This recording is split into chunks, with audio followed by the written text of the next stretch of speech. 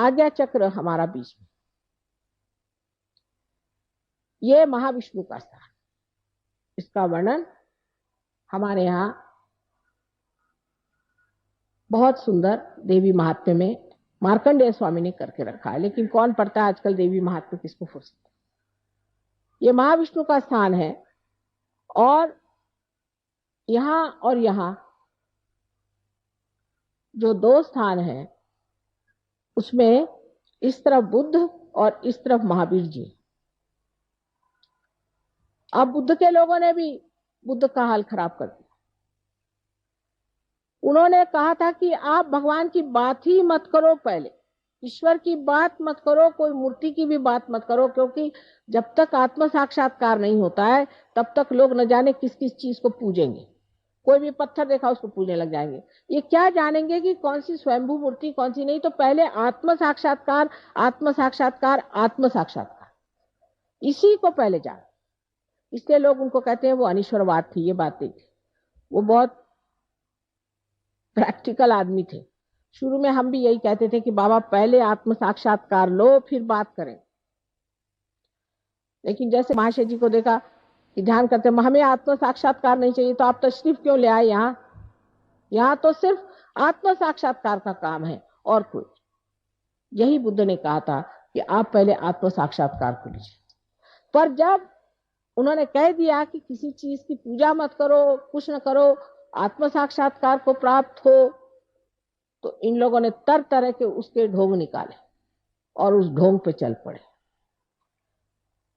महावीर जी के लिए क्या कहने, वो तो साक्षात भैरवनाथ जी हैं, बहुत बड़ी चीज। एक बार जंगल में ध्यान करते करते जब वो लौटे तो उनका आधा वस्त्र कुंज में फंस गया। आप बुरा मत मानिएगा, लेकिन जिस बात का मुझे बहुत ही बुरा लगता है, क्योंकि वो भी हमारे बेटे हैं, तो उनका जब वस्त्र आधा फट गया और वो आ रहे थे, कहते हैं कि कृष्ण ने ही उनकी परीक्षा ली कि भाई तू तो अवलिया है, तू तो अवधूत, तुझे क्या जरूरत, मेरे पास तो एक भी कपड़ा नहीं, मैं नंगा खड़ा हूं, मेरे लिए तेरा कपड़ा दे दे। तो उन्हें एक क्षण भर के लिए उसको कपड़ा दे दिया। वो तो राजप्रसाद में रहने वाले राजकुमार थे, एक क्षण भर के लिए वो छिपा कर चले गए और अपना कपड़ा पहन लिया।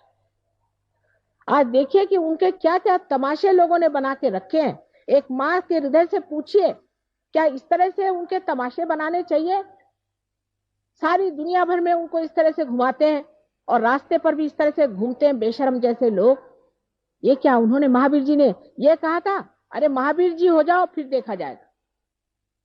इस तरह की अनेक चीजें लोगों ने की है, जिससे कि मेरा हृदय एकदम कभी कभी लगता है कि इन लोगों के पाप कभी धुलेंगे ही नहीं, जिन्होंने इतनी बड़ी बड़ी महान विभूतियों का इस तरह से अपमान खुले आम पत्थरों पे किया, सीमेंट पे किया, हर जगह कर रहे हैं। इनको कैसे परमात्मा माफ कर सकता है?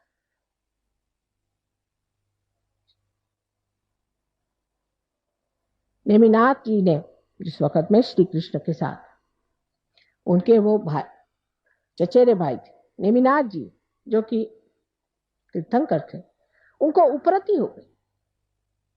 उनके शादी में बहुत सारे जानवर आए मारने के लिए और परिंदे आए, उनको देखकर उपरति हो गई। ऐसे सबको हो सकती है।